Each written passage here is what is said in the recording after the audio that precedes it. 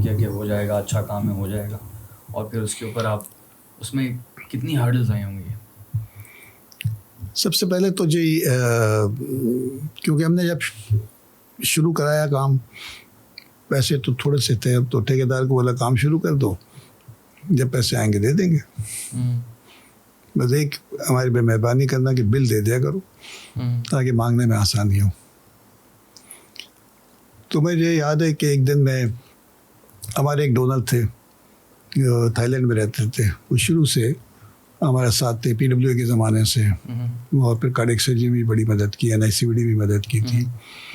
वो आए हुए थे, तो मैं उनके पास, उनके ब्रदर इन लॉ यहाँ थे, उन्होंने मुझे फ़ोन किया, वो आए हुए हैं, तुम पहुँच जाओ, तुम अस्पताल के चक्कर में हो। उनके पास मैं पहुँच गया और उनको मैंने कहा कि जी हमने एक, जब मैं हॉस्पिटल से निकल रहा था तो मेरे पास कोई 10 लाख रुपए के बिल्स थे ठेकेदार के। अकाउंट चेक किया तो अकाउंट में 3 लाख रुपए थे। तो इनके पास मैं पहुंच गया, मैंने कहा जी कि हमने एक अस्पताल बनाना है, और अस्पताल बनाना है क्वालिटी में जो आगा खान से बेहतर हो, नहीं तो कम से कम वैसा, और फ्री हो। वो खूब हंसे, कहने डॉक्टर साहब मुश्किल है बने। मैंने कहा नहीं बन जाएगा। कह चलो फर्ज किया कि बन गया, चलेगा कैसे? मैंने कहा अल्लाह चलाएगा। कहना वो तो ठीक है अल्लाह चलाएगा, लेकिन जैसा उन्होंने कहा लेकिन, मैंने कहा जब हम कहते हैं अल्लाह चलाएगा तो अगर मगर लेकिन की गुंजाइश नहीं, मेरे नज़दीक ये शिर्क है। अच्छा वो तबलीगी आदमी थे, कहने लगे डॉक्टर साहब हम सब मुसलमान हैं, हमारा ईमान है कि अल्लाह करेगा, लेकिन अल्लाह में आसमान से तो नहीं फेंकेगा ना, कोई ज़रिया होगा। तो मैंने भी मौका मुनासिब समझा, मैंने कहा आप दे देंगे? कहना मैं दे दूँ लेकिन मैं मर गया और मेरे बच्चे ना दें। मैंने कहा मेरा स्टैंस वही है कि अल्लाह करेगा, आप बहस कर रहे हैं। आप कहते हैं आपके बच्चों के पास एक ऑप्शन है, मैं समझता हूँ आपके बच्चों के पास 3 ऑप्शन है। नोइंग यू, आपने ऐसी तरबियत तो की होगी कि वो आपकी सुन्नत को जारी रखें। दूसरा ऑप्शन, अल्लाह ताला उनको आपसे 2000 गुना ज़्यादा दे, मुझे 2000 गुना ज़्यादा दे। और तीसरा ऑप्शन जो आपको खदशा है, अल्लाह किसी को दे के वापस ना ले। अगर ऑप्शन पहला है तो अल्हम्दुलिल्लाह, दूसरा है तो सुभान अल्लाह, तीसरा है तो मुझे यकीन है कि अल्लाह ताला ने किसी और आदमी को डिफाइन कर दिया, वहाँ से टेक ओवर कर लेगा, वो मेरे साथ शुरू हो जाएगा।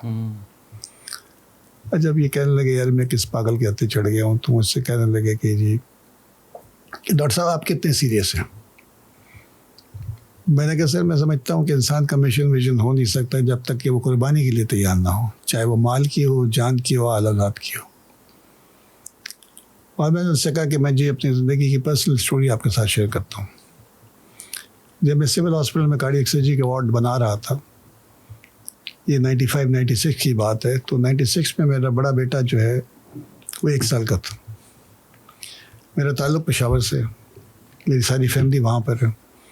मेरे फादर 56 में कराची आ गए, तो मेरी पैदाइश और तालीम कराची की है पूरी।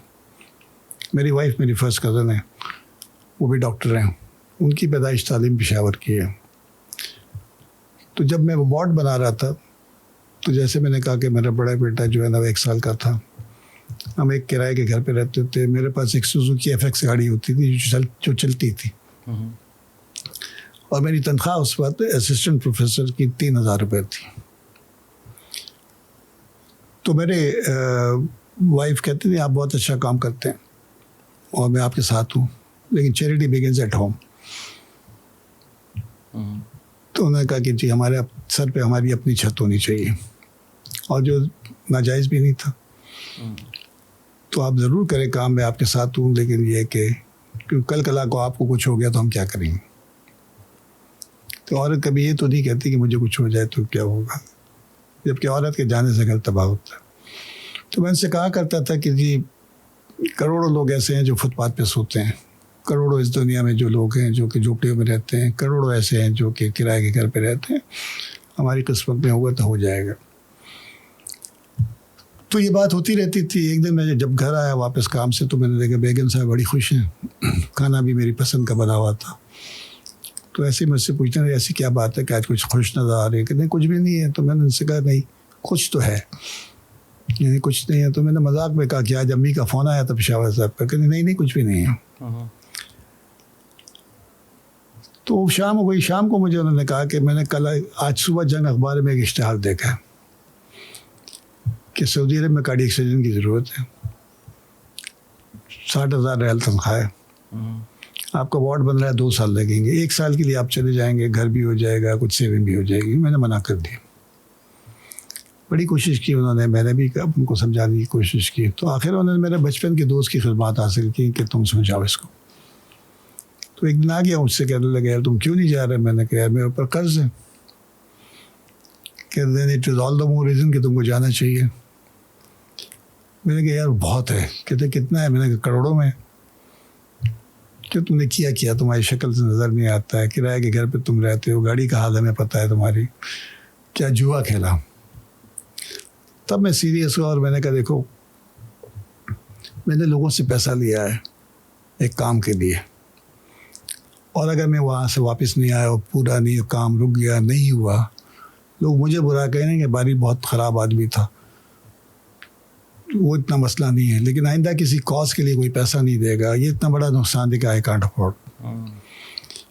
कहने बात तुम सही कर रहे हो, लेकिन विजन बड़ा है, विजन बड़ा है तुम्हारा, ये रोज़ रोज़ की चिक नहीं होगा, इसका कोई हल ढूंढो, कोई सेविंग है? मैंने कहा वो तो नहीं है। उसने मुझे कहा कि यार मुझसे तुम ले लो और छोटा सा घर ले लो। मैंने कहा मैं कर्ज नहीं लेता, मुझे खौफ है कि कल कला को मर गया, बीवी बच्चे कहें कि जी ज़िंदगी में कुछ नहीं किया और लाइबिलिटी छोड़ गया।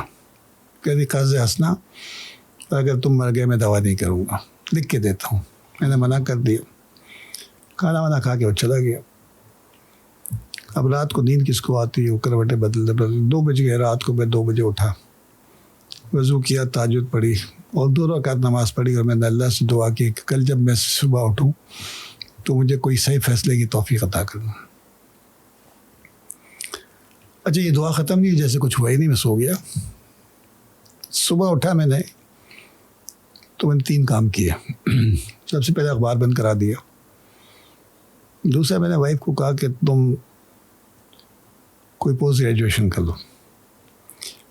बच्चे की पैदाइश से पहले वो MI में जॉब करती थी।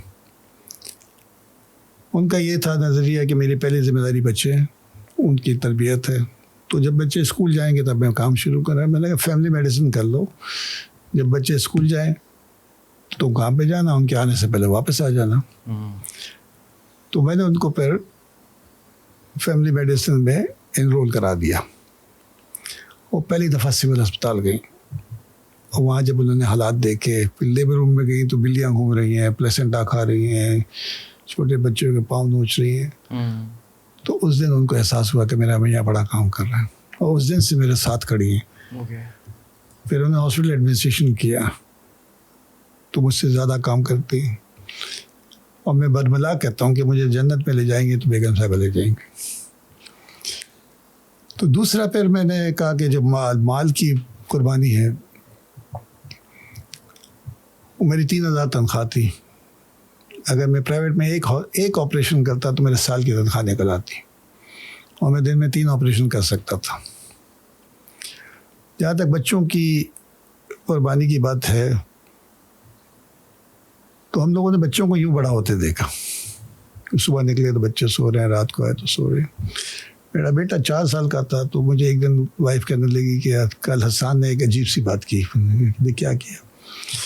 कहते हसान कह रहा था कल अब बाबा एक दिन हमारे घर आए थे ना, तो मैं कहती वाइफ ने कहा नहीं मैंने उसको कहा रोज़ आते हैं बेटा, तुम सो रहे होते हो। उस दिन मैंने डिसाइड किया कि मैं बच्चों को स्कूल खुद छोड़ूंगा, और उस दिन से नर्सरी से लेकर यूनिवर्सिटी तक मैं खुद छोड़ के आता था। हालांकि मेरी वाइफ कहती थी कि मुझे आप थके होते हैं, लेट हो जाते हैं, ड्राइवर है वो छोड़ दे। मैंने कहा नहीं ये नहीं करना। अच्छा ये मेरी बात ख़त्म हुई तो उन्होंने कहा कि डॉक्टर साहब ठीक है 10 करोड़ रुपए। मेरी जेब में 10 लाख के बिल थे और मेरे अल्लाह ने मुझे 10 करोड़ भिजवाए। फिर हमारे 35 करोड़ रुपए लगे, और ये शख्स अकेले नहीं थे। 99.99% लोग यही कहा करते थे कि ये फ्री नहीं चल सकता, 1 महीना 6 महीना साल दिया कि आप पैसे लेना शुरू कर देंगे। आज हम 16 साल के हो गए। 16 साल के हो गए, क्या खूबसूरत बात बोली आपने। और एक हॉस्पिटल 150 बेड से कराची में शुरू हुआ था, आज 15 हॉस्पिटल हैं पूरे पाकिस्तान में। हमारे प्राइमरी केयर के प्रोग्राम्स चल रहे हैं, हमारी फैमिली मेडिसिन चल रही है, हमारे प्रिवेंटिव के काम चल रहे हैं, मैं खुद इस बात का गवाह हूँ सर। मोबाइल क्लिनिक चल रही है, मैंने बहुत हमारे काम करते सारी हुए देखा है, चीज़ें, मैंने बहुत कुछ देखा है वहाँ पे। ब्लड बैंक्स हैं हमारे, ये सारे हैं, और ये सारे, और चाइल्डहुड कैंसर का सबसे बड़ा यूनिट है हमारा।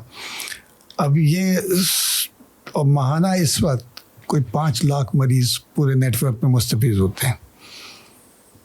हमारा पहले साल का बजट था 10 करोड़ रुपए, और आज जो बजट इस साल पास किया 57 बिलियन रुपीस का, 57 अरब रुपए। इसमें कितने सिफर होते हैं मुझे नहीं पता, मुझे भी नहीं समझ आ रहा कितना या कई दाई करके मैं पहुंच जाऊंगा कि कितने सिफर हैं। लोग मुझसे कह रहे कितना हैं दोबारा है? 57 बिलियन रुपीस का इस वक्त बजट है। बजट, ये ऑपरेशनल बजट की बात है, एक्सपेंशन अलग है। और इसमें गवर्नमेंट पूरी सपोर्ट कर रही है। गवर्नमेंट की 10 बेड 10 हॉस्पिटल तो गवर्नमेंट के हॉस्पिटल है जो हम प्राइवेट पब्लिक पार्टनरशिप में चला रहे हैं।